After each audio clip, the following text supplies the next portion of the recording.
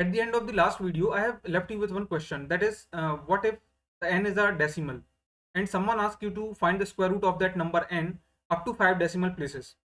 So the question is same and the approach which we are going to use, that is binary search on answer, that is also same. But the only thing is that there are some of the specific things which will completely break in that integer solution which we have written in the last video. And if you are not giving a thought to those, that what are those things which will break in that solution, then your code will silently break, and it's like it will be completely wrong. Like it will not be giving any error message or something, but it is completely wrong. So today we are firstly going to revise the integer square root problem, which we have solved in the last video, just giving a brief to that, just a kind of revision. And then we will come up to the problem, that is the decimal square root problem. And for that, we will be covering the everything, like whatever the breaking points are there, that everything will be explained. And at the end, we will be having just a side-by-side comparison between both the integer square root problem and the decimal square root problem. So let's get started. But before actually getting started with this video, let me just tell you that we are going to start with those three questions which we have taken as a checklist for every problem. And those three questions will be repeated in every problem statement whatever we are going to solve in this entire series. And you already know that what are those questions. So let's just get into the integer square root problem, and we will see parallelly that what are those. So let's just see the last problem. So as I told that we have to just have a check on those three questions, the checklist. So as we have seen the square root of n, that is the problem, last problem.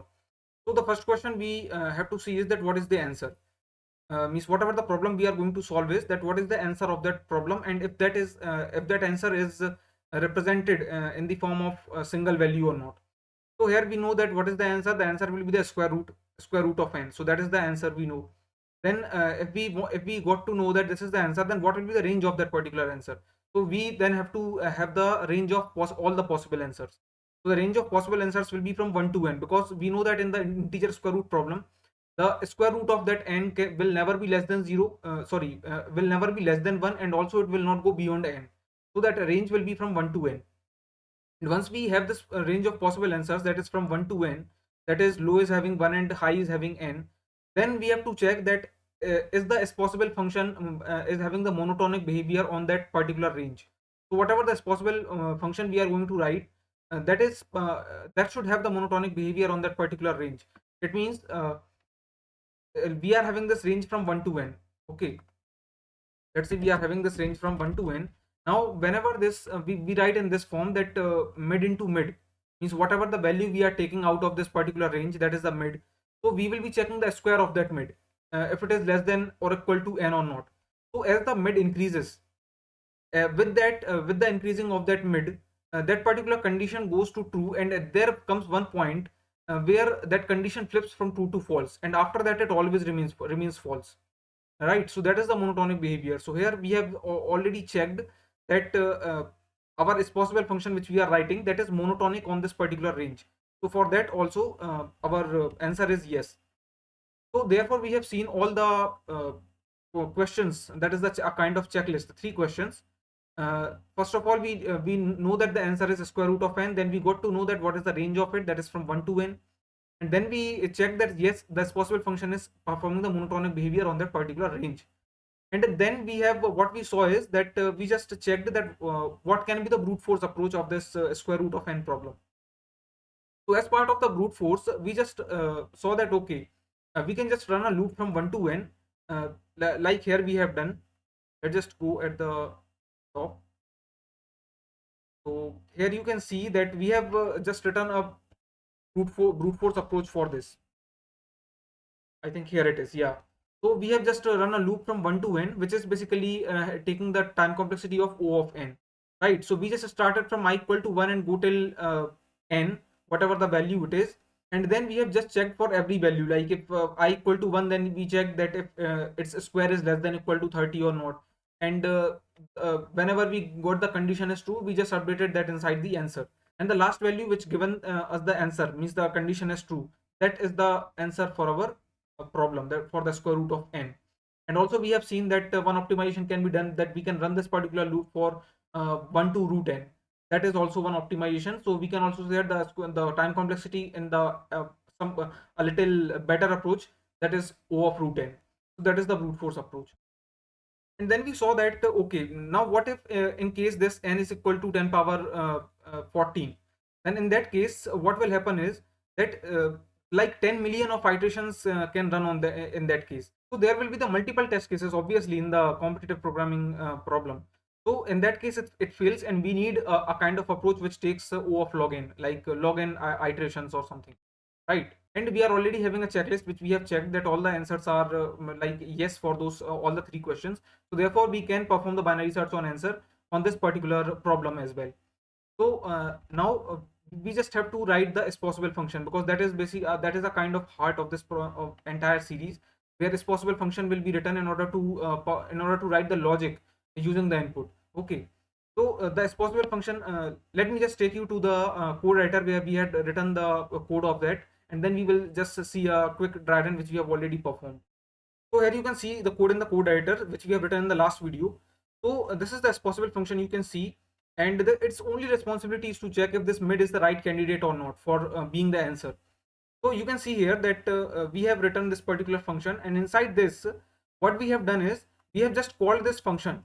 Means what is the separation we can see here is that in this whatever the input is given to us, using that input this is possible function is checking if this mid is the right candidate or not. And here we are performing the binary search. Basically what binary search on what? Binary search on the answer range which we had defined by ourselves. This binary search is performed on that answer range, and while performing the binary search on that answer range, we every time take a particular mid value, and for that mid value we just call this is possible function in order to check if it is the right candidate or not. So that's what the separation we can see here, and it will be more clearer when we move to the complex problems, and that separation matters quite a lot. You can see that binary search is performed on this answer range, and after that every value taken from the mid, taken this mid, and calling this particular function in order to check. So here you can clearly see that this possible function is not having any binary search logic or something. It is clearly having this a simple condition where it is checking that if this mid can be the right candidate or not, and it is just checking that if I am having any mid value, then once it is squared, it should be less than equal to n. It should not exceed that particular n. In that case, it just returns true, and whenever it returns true, it just updates that inside the answer, because that is a kind of candidate which is eligible for that. Now if it is not the case, if any of the values are there in the search space, more values available, then in that case we are just shifting this low to mid plus one. That's what the thing we are doing. In case if this particular condition goes false, as we seen in the case of the input, let's say 30, where the value 6 came, and in that case it became false. So in that case the high will be moving to mid minus 1. So that's what the logic it carries. And the only thing which I want to just tell you is about the separation here. That binary search is just performing the search on the answer range, and once it gets the mid, then it checks that it is a correct candidate or not using the is possible function. And this possible function is having the simple logic in it, which uses the input array which is given in the problem statement. So that's what it is. And two more things which we have to remember in this particular solution is that we have to use this one formula in order to be in the safest zone. Like there can be the values which are greater values, and in that case that this sum might get overflowed. So in that case we have to use this one formula. And one thing also we have to make sure is that this one mid into mid, that is the product, it might also exceed because of the larger values. So in that case also we have to use the long so that it might not overflow. This was the diagram we have seen for the input n equal to 25, where we were having the search space from 1 to 25, and we have just initialized this answer with a particular value, let's say the low value, and once we get a maximum possible value which can be the square root, means the nearest value, that will be the answer. So we have started with low and high, and after that we have performed the number of some of the iterations, like iteration 1 where we got mid as 13, and then we checked. So these are the iterations which goes on until our condition goes true, and the moment that particular condition goes false, at that point we have to stop, and the last value which we were having in the mid, that is already stored in the answer, and that will be returned. So this is how we just performed the dry run here, and this is based on this particular function which we have already written in the solution. So you can simply see here that we were basically finding the square root of this n equal to 25. So we just searched this number 5 in that particular answer range. We were not given any of the input array or something, or any key in order to check for. we were just having this input n equal to 25, and we checked that okay, this is the answer, and this we found from the answer range which we had defined by ourselves. Okay, so that's what it makes it interesting, this binary search on answer pattern. Number of iterations which were used, they are very less as compared to the linear scan or the brute force approach. So this is all about this particular problem, the integer square root problem. And now let's get into the decimal square root problem, and let's understand more deeply about this pattern, that how we can use this in order to solve other problems as well, if it comes in that category. This is the problem statement which you have already seen, that is, what if n is a decimal and someone asks you to find the square root of that n up to some of the precision, let's say in this case up to 5 decimal places. So this is the problem which we are going to solve now, and we are just going to take a simple example for that. This is the simple checklist which we have already seen in the first problem for the integer square root, and this will also be valid in this case as well. You can just check it how it is going to give the answers. Now, using this binary search on answer same approach here, I have just taken a simple example, that is n equal to 2.0, just to understand, so that we can also perform a dry run on that.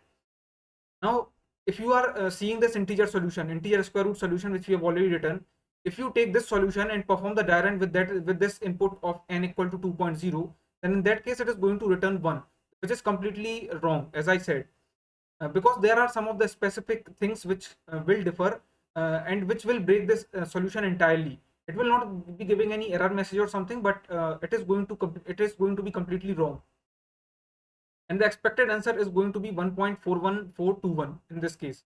So that we will see how we can achieve it. So let's just see that what are the things which can break this particular solution and can result in a wrong answer. So here are some of the things, like 3 things that can break this solution. First of all is the data type. Data type here is long in our integer solution, we can see clearly, and because of that, because this is having the long data type, so it only holds the integers and not the decimals. So for that we will have to use the double data type, so that it can also hold the it basically holds the decimals in that case. So we will have to shift from long to double, or we can also say the long double, in order to have the large values as well.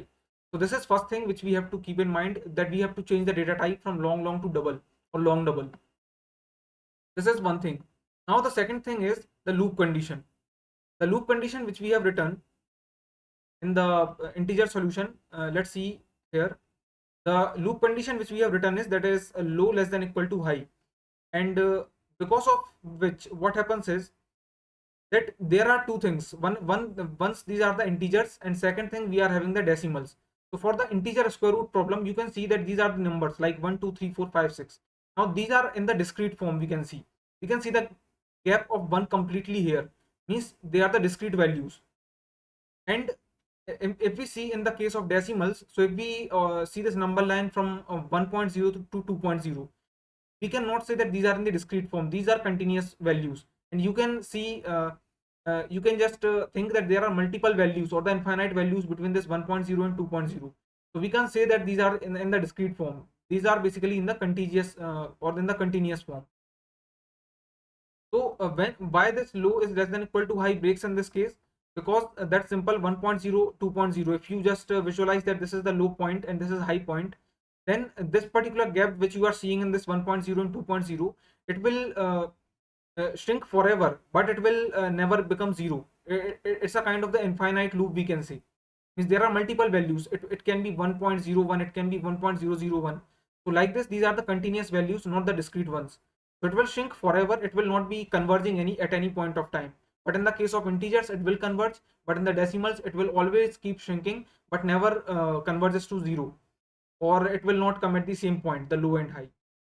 So you can also see this one particular gap, that if you are going to divide this into half every time, then it will go like 1.0 to 0.5, then 0.5 to 0.25, then 0.125, then 0.0625. It will keep on shrinking forever, but it will not end up at 0. So this is something about the loop condition. And in this case, if you write such kind of loop like low less than equal to high condition for the decimals, so in that case, because the values are infinite, so in that case that loop will run forever, and it's like low and high will be keep getting closer and closer, but they never cross each other or converge. So they just converge toward each other, like let's say 2 people are walking around or walking toward the same point and getting closer every step, but they never arrive, but they are never arriving at the same point. It's that way. So we will not be asking this question that did they cross each other, but instead we should ask that uh, can they come close enough so that we can have the precise answer, or the accurate, not the accurate, but answer closer to the precision. So that's the entire idea behind the precision. Like precision is a kind of that how we can come close enough, or what is the definition of close enough. So when the gap between high and low, when it becomes smaller than the precision, let's say the precision we are having of up to 5 decimal places, or let's say up to 6 decimal places. So we say that whatever the high and low are given to us, if the gap between them high and low is less, becomes less than the precision, then in that case we can say that we are having the close enough answer in order to return it. Otherwise it is not otherwise we do not got the answer yet, so we do not have to stop in that case. So in this case, if we cannot write this particular low less than equal to high condition, then what's the solution to is, the solution is simple, that we have to use another condition. The condition is while less than equal, this while, and the condition is high minus low greater than the precision. So till the point the gap between this high and low is more than the precision, till that point of time we have to run this loop. And the moment we got the gap between high and low is as less than the precision or close to the precision, so we just stop in that case and return the answer. And that is the answer which is achieving the purpose whatever we want according to the problem statement. So we have to stop when the gap is smaller than the epsilon. Epsilon in this case is the precision, and not when the pointers cross each other, because pointer will not, because the pointers low and high will not cross in this case, as the values are infinite in this. So you can also visualize from here that 1.0, let's say this is one value and 2.0 is another value, and let's say you are having one value low that is 1.414 and another value, let's suppose for this high is 1.414214. You can clearly see that the precision or the gap between these low and high, it is more than the 10 to the power minus 6 or what we need. So for that we will not be stopping in that case. We will have to again go further in the process, and when this let's suppose it the low gets the value 1.414213, and let's say it, high goes to 1.414214. So it's like the precision is somewhat closer, the value is somewhat closer to the precision, and the gap is decreased to 10 power minus 6. So in that case we have to stop, so that we came to know that the answer is close enough to the precision and we can return it. And for this as well we have to keep in mind something, that there will be the different problems in which they will be asking for some of the precision, that this will be that whatever is the answer, if that answer is close to that precision, means it is up to 5 decimal places, so that answer will be accepted. So in that case, if the problem is saying that the required precision is 5 decimal places, so we have to use the precision up to 10 power minus 6 just to be at the safer side. And let's say if it is asking for the 6 decimal places, then we have to return it, we have to use the precision of 10 power minus 7. Let's say if the precision has to be like close enough to the 10 power minus 5, so we will be just using the precision of 10 power minus 6. That's the case. So whatever precision is asked, let's say it is asked for the 5 decimal places, so we will be just going to one lower value to that, just to be at the safer end. So this is a simple rule which we have to keep in mind. So this is the another thing which can break the integer solution. So what's the case is that in the pointer movement you can see clearly in this solution. So you can clearly see here that the is possible function here in the binary search on answer. Here whenever it gives true, what will be the next possible like value for the mid? So would you be doing like mid plus 10 power minus 6 or any of the smaller value? Because there is no next in this case. And the decimal line is continuous here, and there is always something between the mid and mid plus anything. So mid plus 1 would jump you completely with the valid, past the valid answers. Means there will be any valid answer, and because of doing mid plus 1, we are going past that particular answer. So instead we should write low equal to mid, so that we should not we will not be skipping any of the values. So instead of doing low equal to mid plus 1, we will be shifting this low to mid directly. So what we are trying to say here is that the answer is at least mid, and search everything from mid onwards. Do not escape any of the values after mid. not mid plus 1, not also the mid plus 10 power minus 6, like adding the precision or something, just mid, because on the continuous number line there is no safe gap to skip. You can't even say that mid plus 10 power minus 6, so because it is a continuous line. Now based on these three things which we have just checked in this integer solution, which we have to sort them, so that that cannot break the logic. Let's just go into the code editor and code it. Now this is the problem we are going to code in this platform or at GFG. So this is the problem. This is a little bit different. Here the precision is given as in the form of values, that is p equal to 3, like p equal to 4.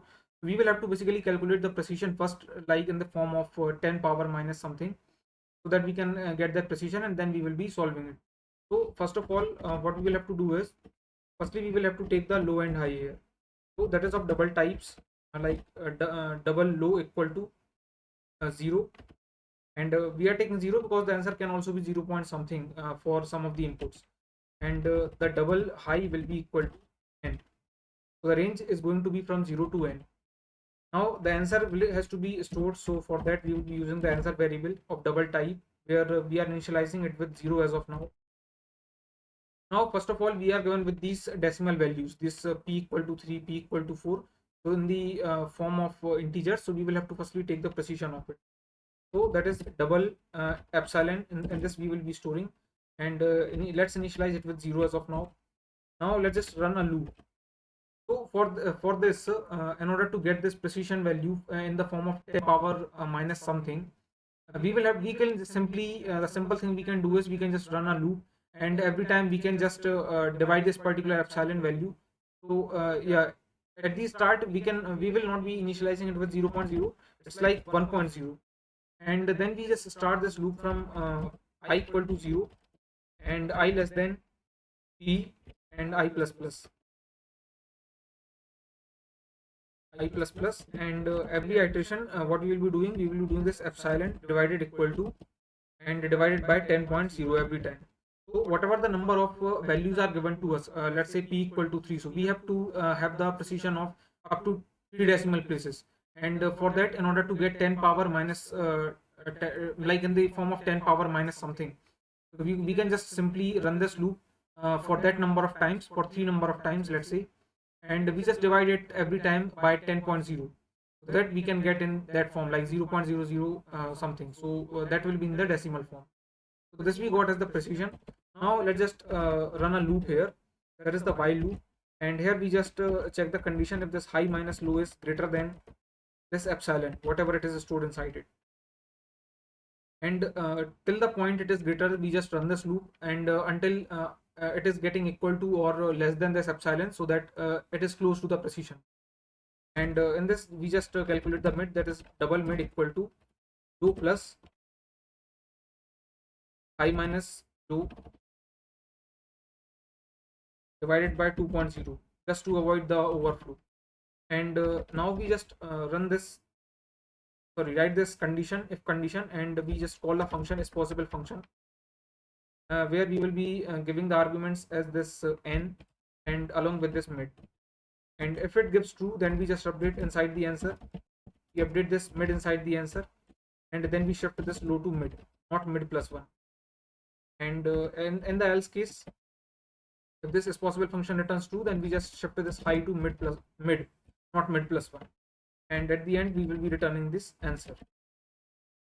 Now let's just write the as possible function here. So it is going to return true or false, so it will be of bool type, and this is the as possible function where it will be having the values.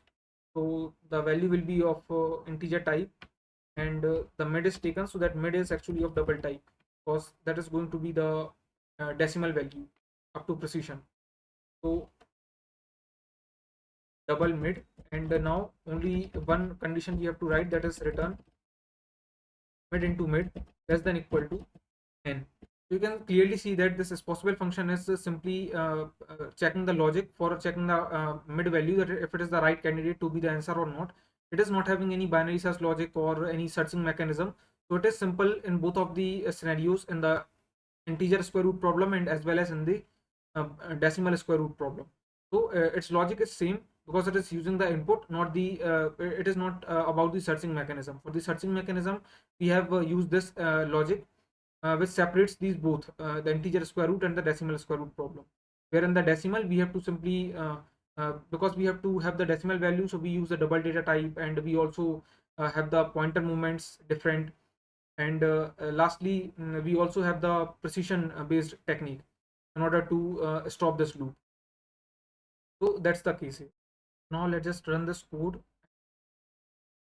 We can see here that this particular code has not passed completely.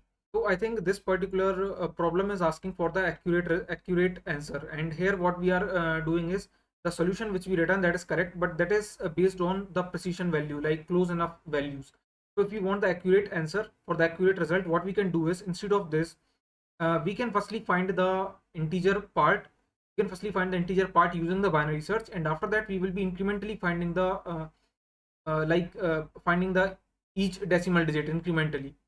So let's just start from here. First of all, let's take this low, that is integer int of low equal to 0. Now why we have taken 0 here for the integer part? Because obviously we can have the value 0 point something, so integer part will be 0 in that case, and whatever the decimal digits will be there, that we will be finding separately. So the low will be starting from 0 in this case as well, and high will be like initialized with n. After this we will have to initialize our answer, so that will be of double type, so double n equal to 0. As of now we have initialized it. And now for the integer part, let's just take it above. So for the integer part we are solving this. For the integer part, we will have to just write this while loop, where we will be checking that until this low is less than equal to high. So till then we just keep on, first of all we will have to take this mid. So mid will be calculated with this formula, low plus high minus low divided by 2. And once we calculate this mid, after that we have to write this. Here I am now going to call the possible function here. So this possible function will be taking this mid here along with this integer n, so that is n, and along with this mid. And once we get this answer, so we just store it that mid inside the answer, and take this low to mid plus 1. And in case if it returns false, then we just go in the else case and move this high to mid minus 1. So high goes to mid minus 1. So this is one thing we have done, which we have done for the integer part, and now we will have to do for the decimal part as well. So in this particular case we have found the integer part, and now we are going to incrementally find the every decimal digit. So for this, now we will have to just take the variable, let's say increment, that is 0.1. So obviously starting at the start, whenever we are having the integer part, as we increment it along with the for the decimal values, we will be incrementing it with the smallest value, that is 0.1. And we are already having a precision value, that is p, given to us, that is p equal to 3 and like p equal to 4. So based on these values we will be running a loop. So that is for int I equal to 0, I less than p, and this is I plus plus.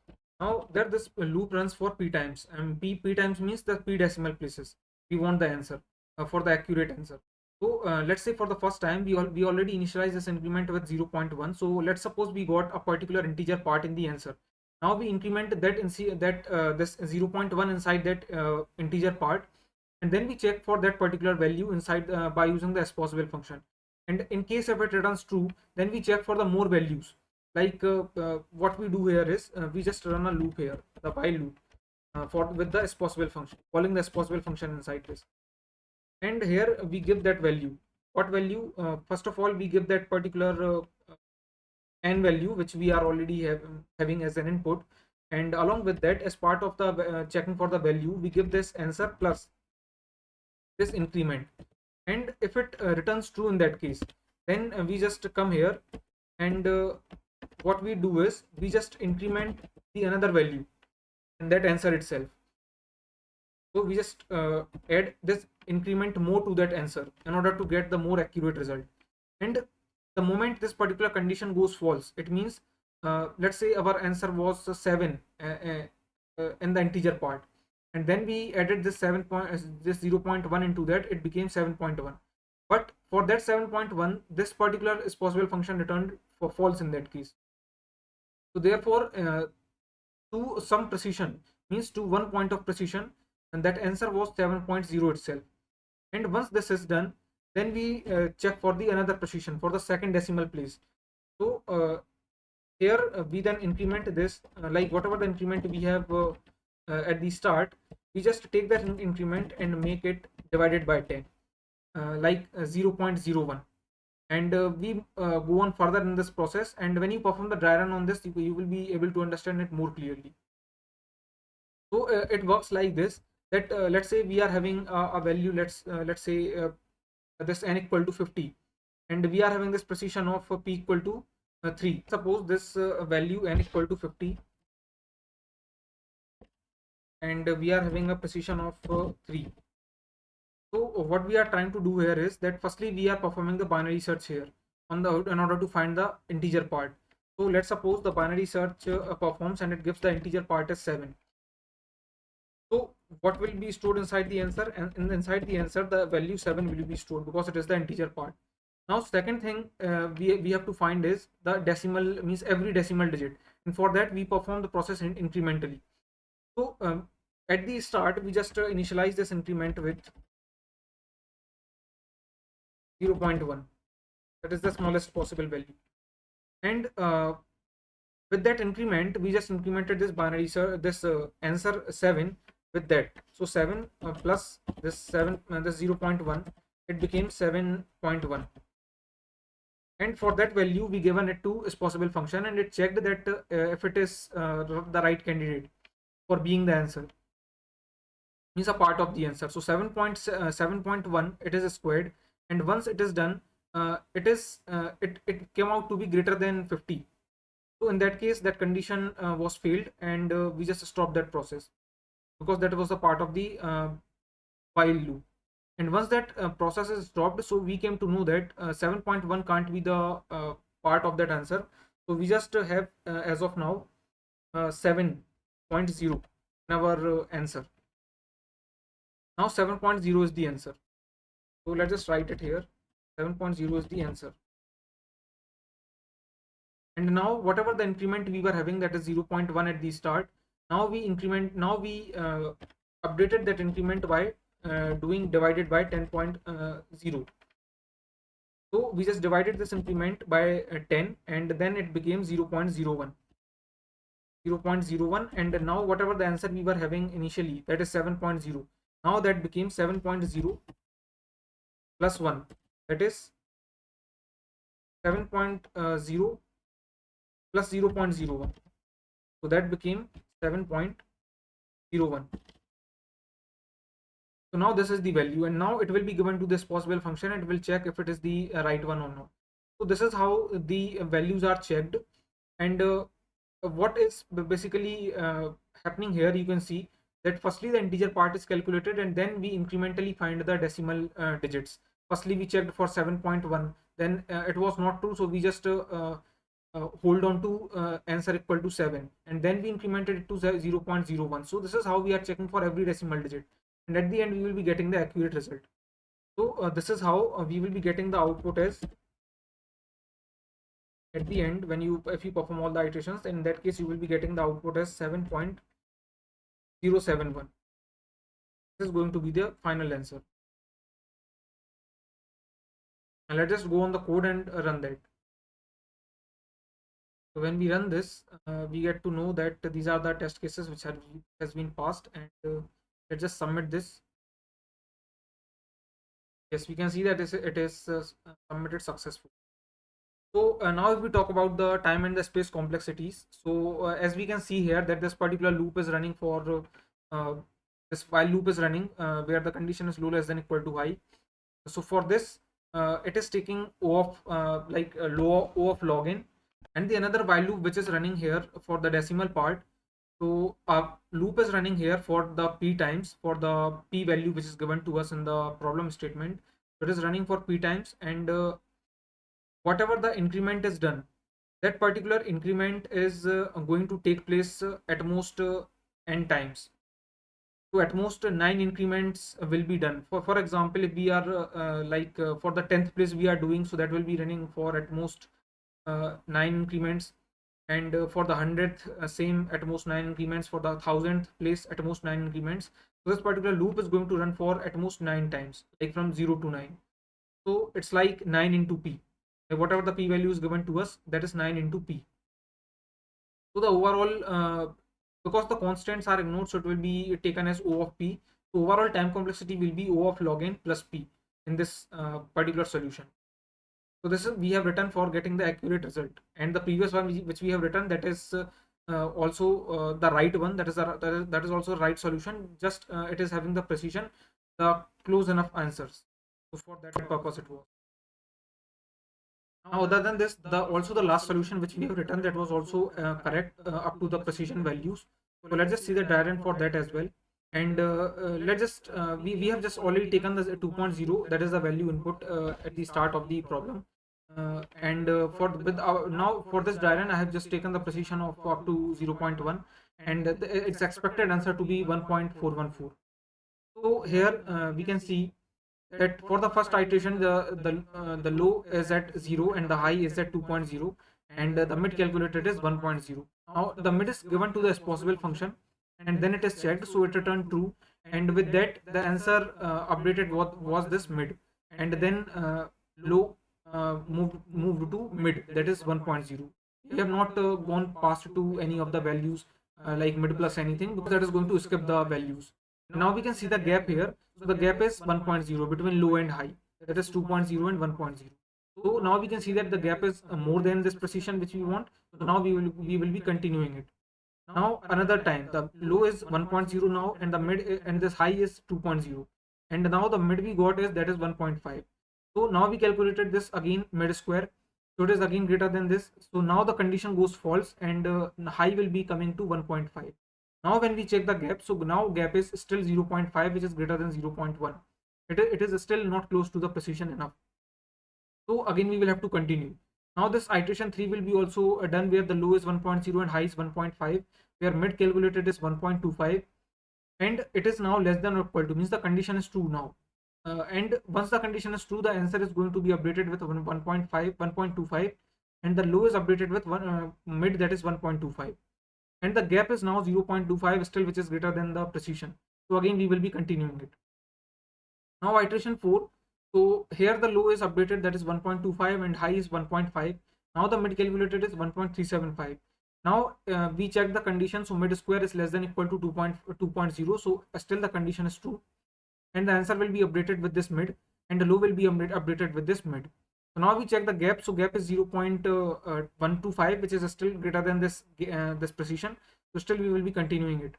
Now this iteration 5 is done, so here the low value is 1.375, and the high value is 1.5, and mid we calculated, that is 1.4375. Now when it is calculated, so the condition goes false, and in that case high goes to 1.4375, which is updated with mid. And now when we check the gap between high and low, now it became 0.0625, which is less than the precision. It means now it is close enough to the precision, so that we can say that this is the answer which is good enough to achieve the purpose, whatever the problem statement sees. So this gap is now less than 0.1, that is the precision we have, and it is close to the precision. So therefore we can say that now we can stop, and whatever the answer which is last stored, that will be the answer. Last stored answer was this mid equal to 1.375. So the answer will be 1.375 in this case. So you can see from here that the expected answer was 1.414, but because it gave the precision of 0.1, it means the problem says that whatever the answer you are going to provide, it should be up to this number of decimal places, which is given in the as a constraint in the problem statement. So here it was the precision of 0.1, so we got this answer. So we got this answer, and this is the answer which will be accepted. So this we have just seen the diagram. So what we have saw, we basically firstly understood about the problem, the decimal square root problem, and we then tried to write the solution of it for getting the answer up to the precision value. And we also seen the problem statement on the platform, where we tried to write this particular solution, but because it was asking for the accurate one, So we try to write another solution where we find the integer part first, and after that we try to find the decimal digits, like each decimal digit incrementally, so that we can have the accurate result. So, and then we have seen the dry run of both the parts for the accurate result, for the accurate answer, and for the precise answer as well, up to the precision value. So we have seen the dry run for both of them.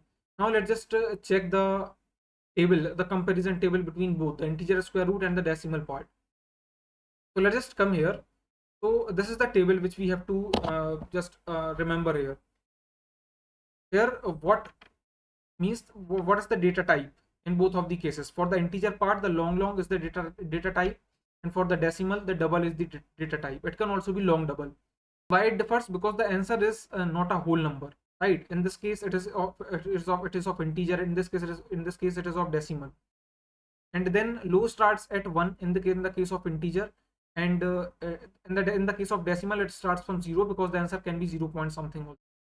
So why it differs? Because the decimal square root can be less than 1. That's why. Then the loop condition in this is low, less than equal to high. That is obvious. And in the case of decimal, high minus low, which should be greater than the precision. Till that point it will be running, and when it gets close enough, it will be stopped. So decimals never cross. They use the gap, means whatever the values are present in that particular gap.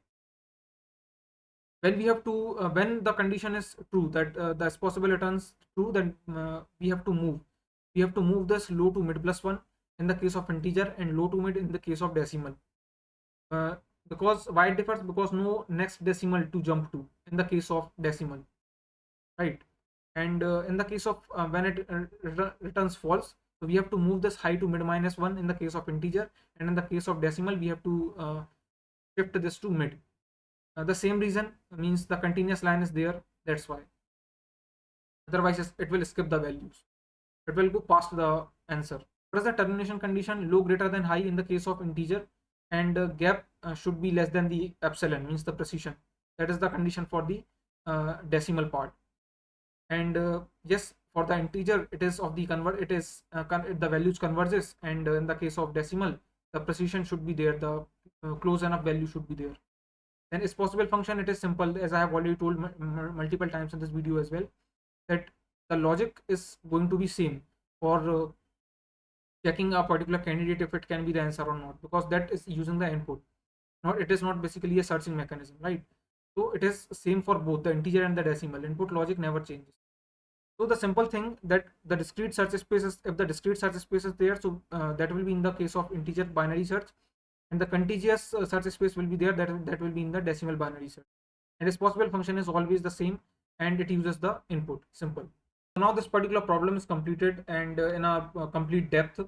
Now in the next video I will be solving the problem Coco eating bananas, and in both of the videos so far the is possible was like one line itself, mid into mid less than equal to when, that is a simple check.